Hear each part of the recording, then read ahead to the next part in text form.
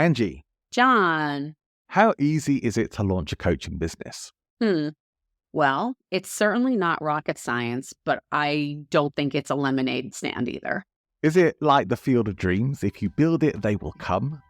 It most certainly is not. So let's start the show. Welcome to the Coaching Clinic with John and Angie, the show for professional coaches that explores the ins and outs of coaching, from working with clients through to running and marketing your coaching business. If you're a professional coach who's committed to your own personal and professional growth, cares about making a difference, and wants to have a successful coaching business, you're in the right place. My name's John Ball. And I'm Angela Bezignano. Between us, we have over 50 years of coaching experience and best practices to share with you.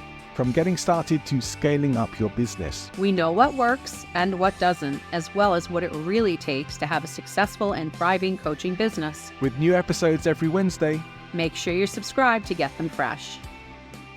Angie, this is a really good topic because I know a lot of people, when they're thinking about getting started with a coaching business, or maybe they've actually been dipping their toe in already and haven't really properly launched, they just don't know how to do it. So I think given that we maybe have done this at least once, maybe more times. We'll talk about that experience as we go. But we probably are well positioned to at least be able to have a good and informative conversation about that. So I'm going to ask you, how was your experience of launching your coaching business? I would have to say, here's the word that popped into my head first, wonky at best, because I didn't know what I didn't know.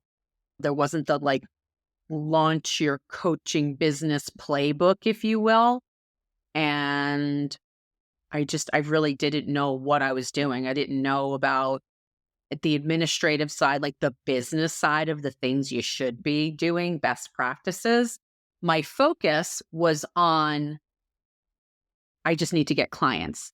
That was the only thing that I had in my mind. And in my mind, I believed that's all I needed to have a coaching business, which I'm sure you will agree is not the case, right?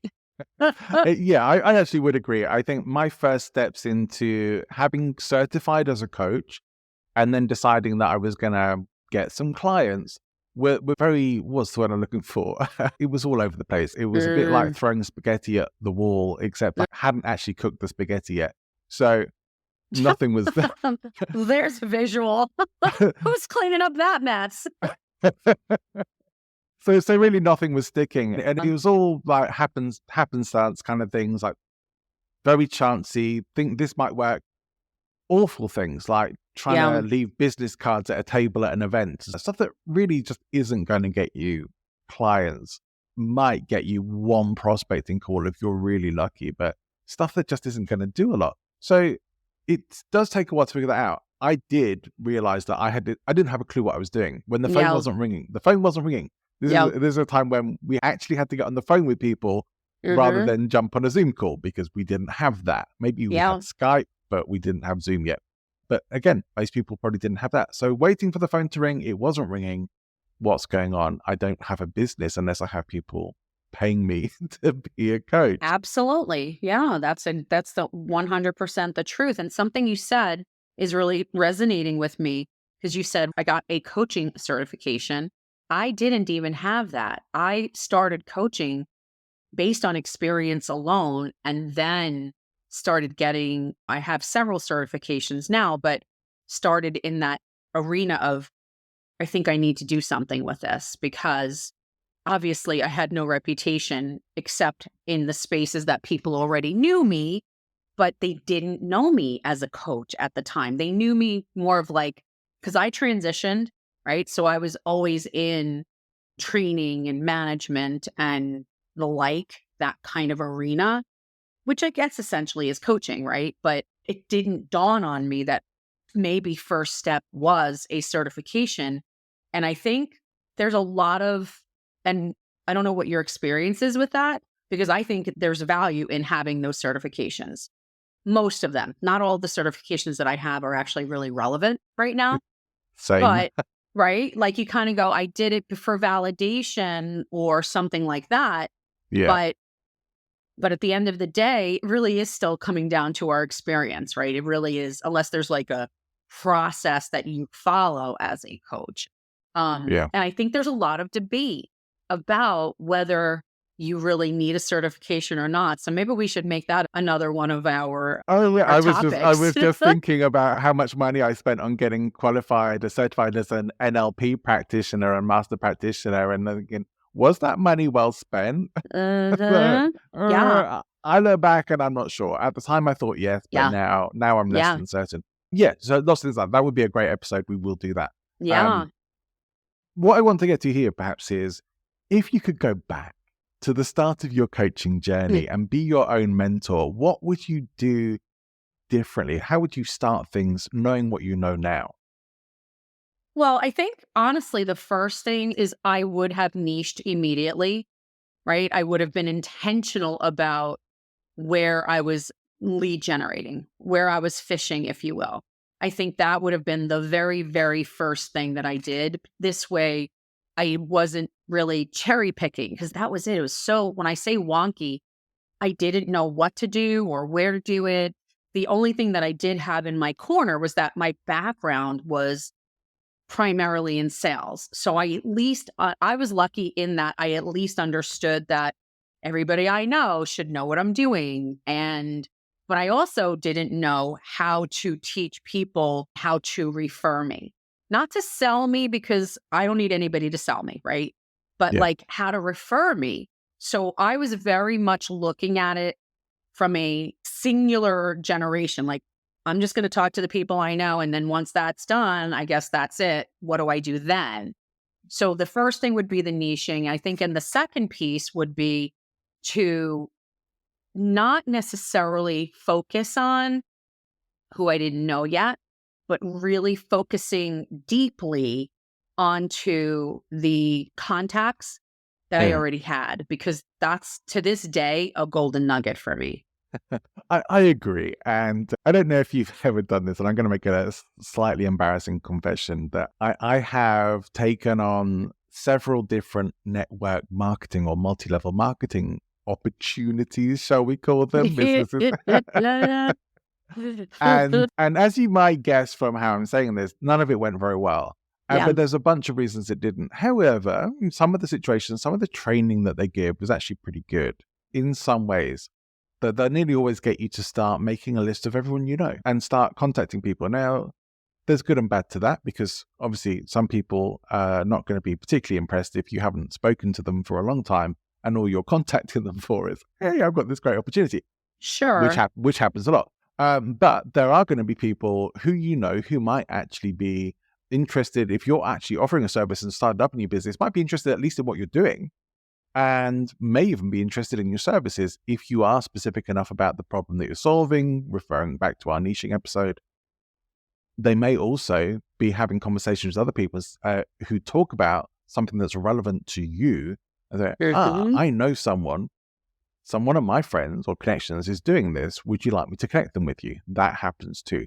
So I do think that's a good strategy to have of, we know that working with warm leads is a lot easier than trying to get cold leads warm.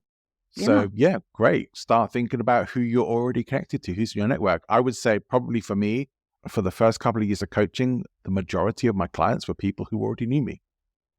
Yeah. And I think that's a beautiful thing if you learn how to intentionally do that and understand, like, because to your point, I think most people don't come out of the educational womb going, oh, I'm going to be a coach. Maybe nowadays they will. They're getting younger and younger, as you and I both know.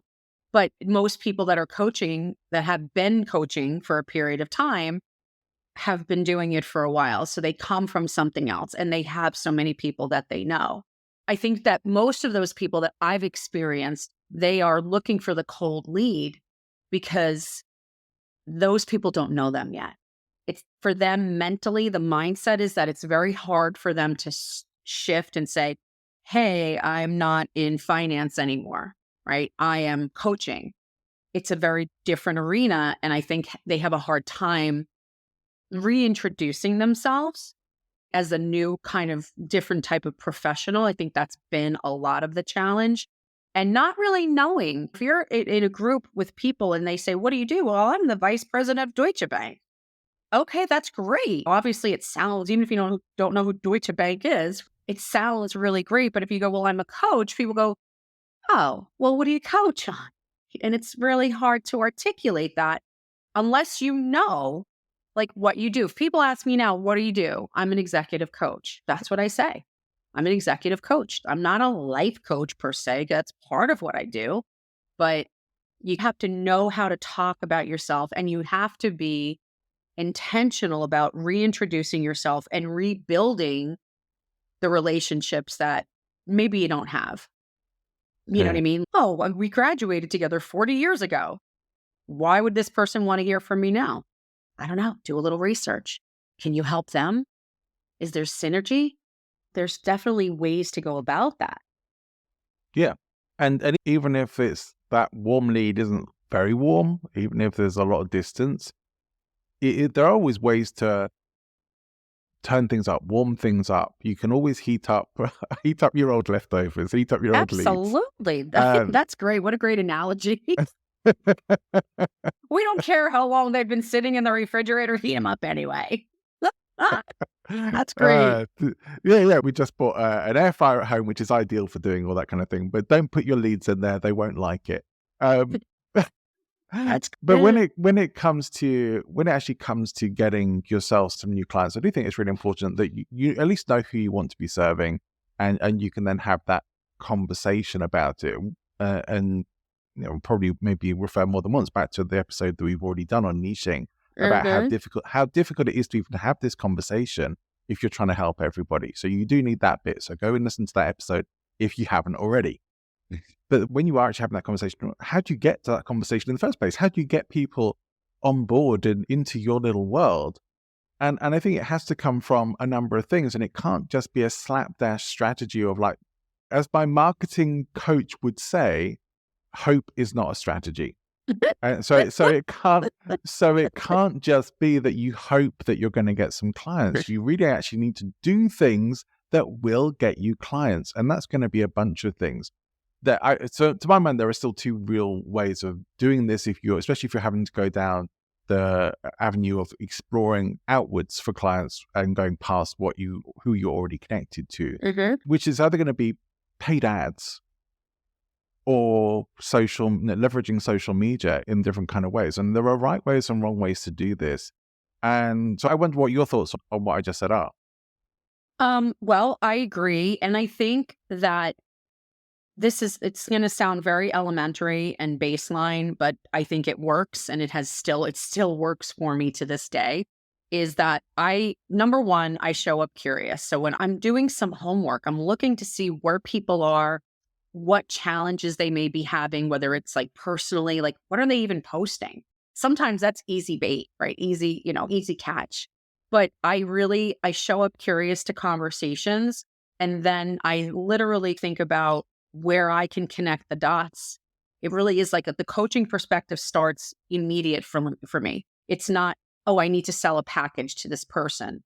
Even in my discovery calls, if I get to that point where somebody's like, yeah, I had heard of you, I'd like to talk to you. And I say, okay, let's have a complimentary 30-minute. I don't go in telling them all the wonderful things about me. I don't do that as a coach and all the things. I don't go in and go, oh, let's be the best of friends. Like, I really go in with that curiosity piece to connect those dots and stitch in my mind, can I really benefit this person?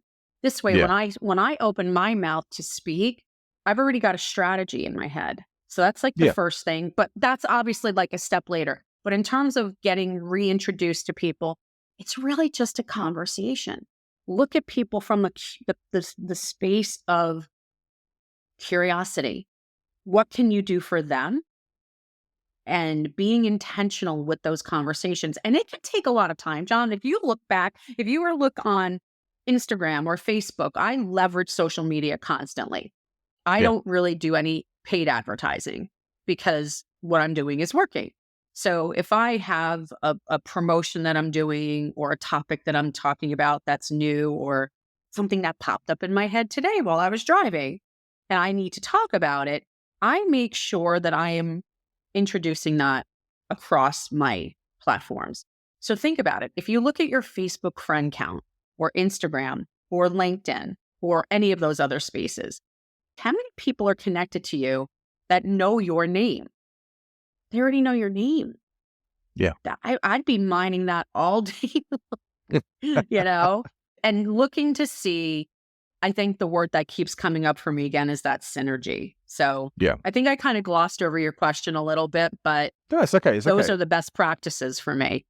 Because there's something I want to give a little bit of attention to, and I think maybe we will have an episode on that call as well, on your first call, your prospecting calls, and how to make those work, because I think that's important. I'd refer to them as triage calls, where you're doing a bit of like hospital triage, figuring out what their problem is, and really you're matching up to see if you can help each other or not. So I think we could do with spending some time on that, and we'll come back to that on another episode.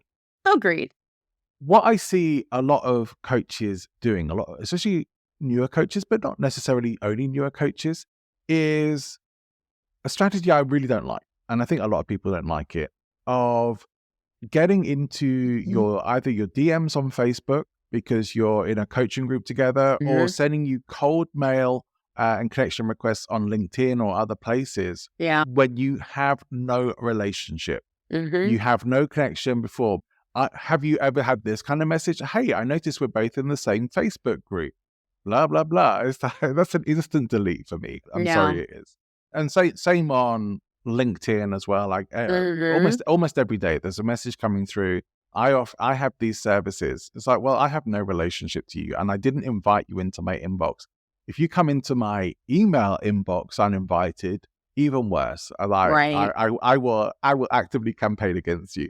If you come into my email inbox, it's like, oh, sorry, you might be starting a war here. Wow, wait a second. I just want everybody to pay attention for a minute. You know, when John and I started this, we talked about how different we are, and he made it like I'm the mean one here, by the way. And I think John is showing a little bit of his darker side right now, because he and I are 1000% in alignment. But go ahead. I agree. Let me hear more about how you campaign against these people. I am being somewhat, what's the word? Cynical? No.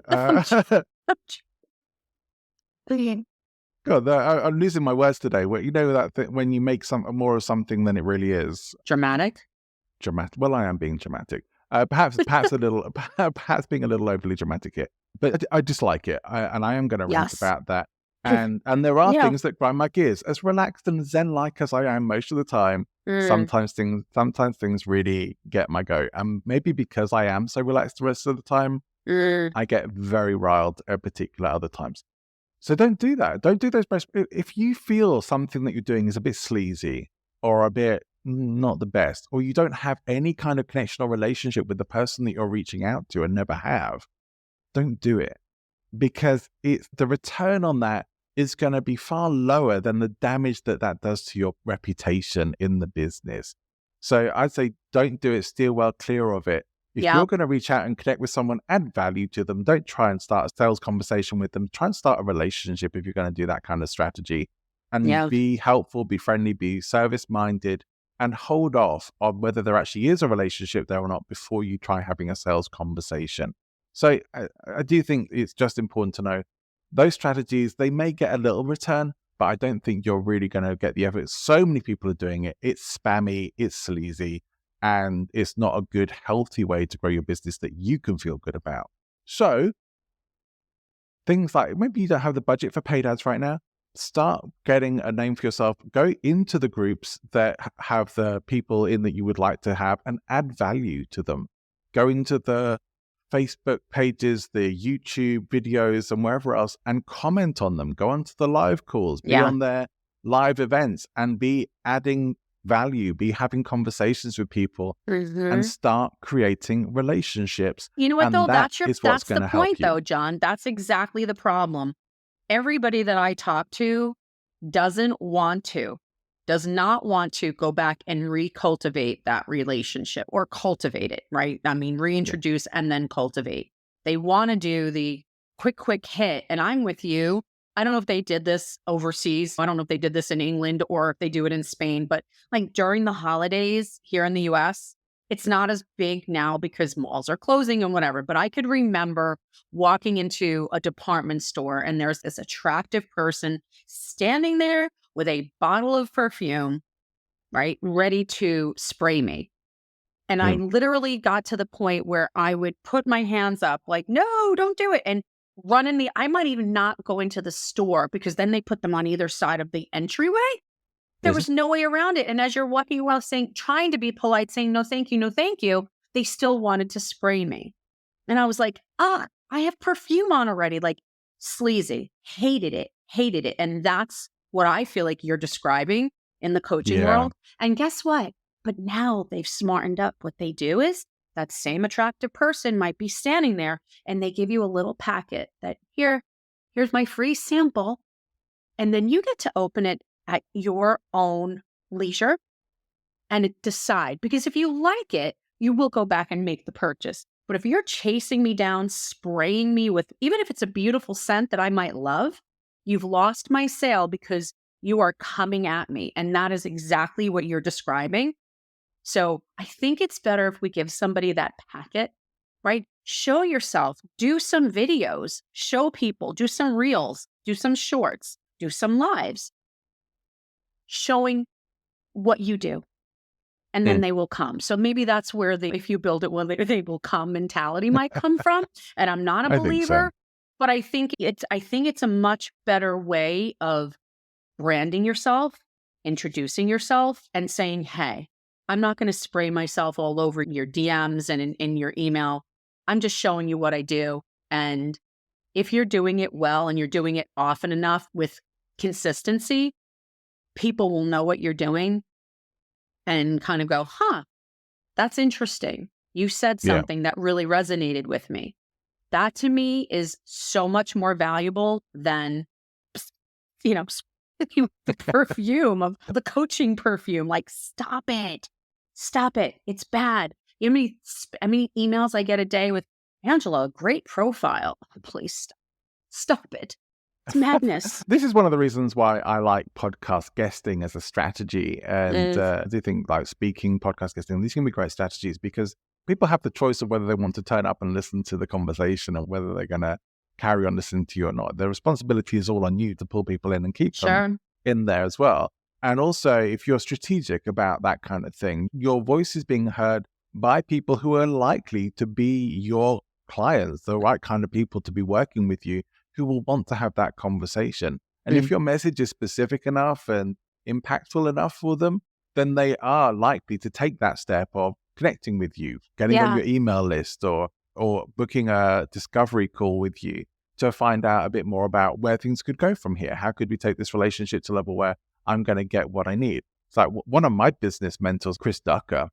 I didn't know anything about Chris. I just happened to see him on a Pat Flynn video because it turns out they're good friends.